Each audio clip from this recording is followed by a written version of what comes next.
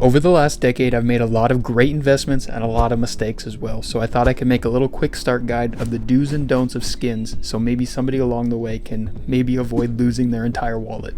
Alright, let's start out with the most basic concept that everybody has heard of, supply and demand. In general, the older an item is, the less of a supply there will be for that item because there was less players playing at the beginning of Counter-Strike, meaning less items distributed to players. Most high-tier items that are older are also highly sought after as well because older players really want to get those skins that they never got their hands on back in the day, and even newer players see the hype around these skins and want them as well, so the demand becomes super high for these items. Actively dropping items that are constantly coming out from drops, these items will plummet in price, especially if they're brand new. For example, you can take like the kilowatt case or any of the other newer cases.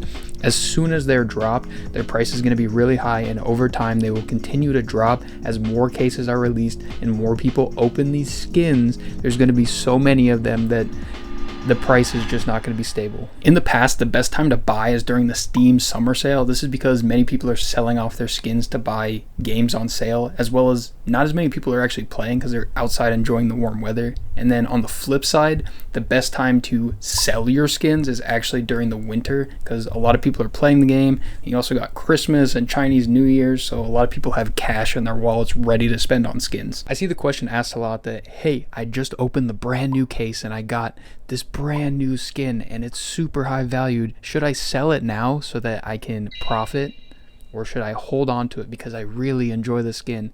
Sell that oh my gosh, I love this skin, I want to hold it forever because I unboxed it, but it's really overpriced. Is it going to go down? Yes, it's going to go down. Sell it. Get rid of that thing. You can rebuy it later when the price is stabilized.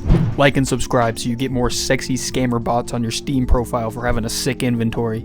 Alright, so now that you got a general idea of supply and demand in the skins market space, you might be asking, what are some profitable items and what are some things that are just going to lose you a lot of money over time? Now, this may sound counterintuitive coming from a YouTuber, but make sure you don't follow YouTuber advice when they tell you to buy a specific skin. No gold webs. Items that will generally lose you money over time is anything you can get from the weekly drop, so that'll include cases, graffitis, or even the skins. Those things will generally go down in price because there's a constant supply and not many want them, so not much demand.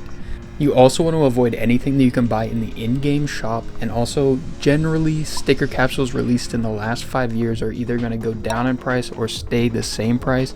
Sometimes they can raise a little bit due to some hype in the market, but generally there's going to be other things that you can buy that will be much more profitable.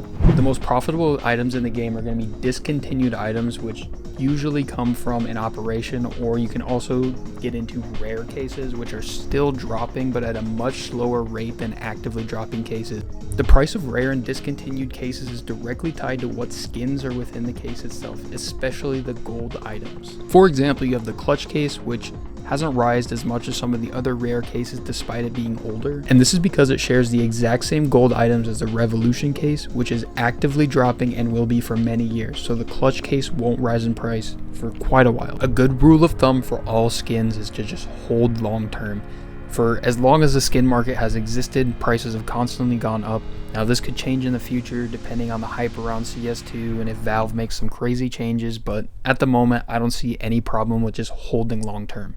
When buying a skin, you need to determine if it is going to be a play skin or an investment. It can be one or the other, or both at the same time. A play skin is something that you buy regardless of profit. It's something that you've wanted for a long time and you're going to use for a long time. An investment skin is something that you don't care how it looks, but you know that it is discontinued and the supply will go down over time. The supply of discontinued items will generally go down due to 3 factors. 1 being that they're very sought after. 2, they're usually used as trade up items, as well as they can be left in banned accounts so they can never be retrieved again. So when you're buying a skin, make sure that you actively decide if this is going to be an investment skin or a play skin. And if it is an investment skin, make sure that you set a sellout point for the skin so that you don't hold it too long and feel bad that you're going to lose out and profit in the future.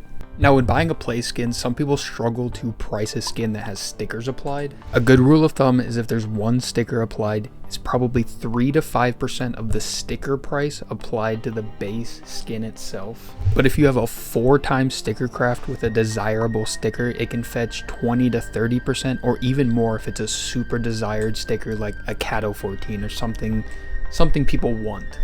If you ever plan on getting a glove-knife combo, something that you want to keep in mind is that gloves are heavily dependent on the knuckle wear for their price, as well as knives that are StatTrak are much less liquid than their non-StatTrak counterpart. StatTrak knives are not quite as sought after as StatTrak weapons. This is because some people see the StatTrak as taking away from the knife's design, kind of covers up some of the patterns. Hey, I see you're about to open a case after watching this video. Well, did you know every single time you open a case, you're burning a minimum of 40% of the money that you put in? Usually it's more. So for every 100 you put in, that's $40 straight into the trash. You could sell your items on the Steam market, but generally Steam takes a pretty hefty fee of 20% and it's hard to turn your wallet funds into real cash. Really the only way to do that is to buy Steam hardware such as the Index or the Steam Deck. Both of those you can sell on eBay to turn your Steam wallet funds into real money. But really the most profitable way to turn your skins into real money is by third-party websites. I would visit the CSGO Market Forum Reddit to see the whitelisted links to all of the best marketplaces, because some of the links on Google can actually be scam links, so make sure you avoid those. But yeah, that's most of the basic information that I would have before I started investing in skins. Definitely there's so much more that you can learn. You can learn every single day a new thing about the skin market.